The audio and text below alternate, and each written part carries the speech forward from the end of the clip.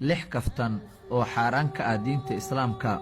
haddii aad taqaanid qof lixdan ku kaftamaya kuwaasi oo xaaraan ka ah diinta islaamka, fadlan gaarsii muuqaalkan oo sheergaray. saddexda kaftan ee ugu horraysa waxaan hubaa in ay idin quseeyaan badankiinna. markii aad muuqaalkani daawato fadlan gaarsii. kow, midabka jidhka in lagu kaftamo. waxaa jira dad badan oo carruurtooda u sheega adigu aad baad u madowdahay, cid ku guursanaysana ma lahan. xitaa saaxiibbadu waa ay ku kaftamaan midabka jidhka. marka waa inaad ogaataa inay xaaraan tahay. allana waa uu kugu ciqaabi karaa middaa, sababtoo ah waxaad ku jejeestay ilaahay uumistiisa. waxaad ogaataa inay jiraan nebiyo kalarkooda uu madow yahay ama kalarrada maqaarka uu ahaa kuwo kala duwan. labo, foolxumada in lagu kaftamo. middanna waa xaaraan in la isku jeejeeso midba midka kale, sida uu alle qur-aankiisaba ku sheegay: yaa ayuha aladiina aamanuu laa yasfar qawmun min qawmin casaa an yakuunuu khayran minhum.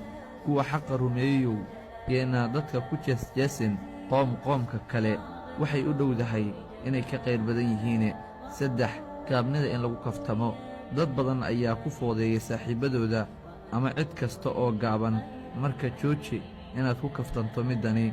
waa habka uu alla u uumay, waxayna kaftankeedu ka turjumaysaa inaad u sheegayso inuu alle qalad sameeyey markii uu qofkani uumayey. middaasina alle ayaan ka magangalnay. afar, in dhuusada lagu kaftamo. qofka marka uu dhuuso in lagu qoslo ma fiicna. waxaan maqlay in maalin saxaabada iyo nebiga oo isla fadhiya uu saxaabi dhuusay, kadibna saxaabadii ay ku qosleen.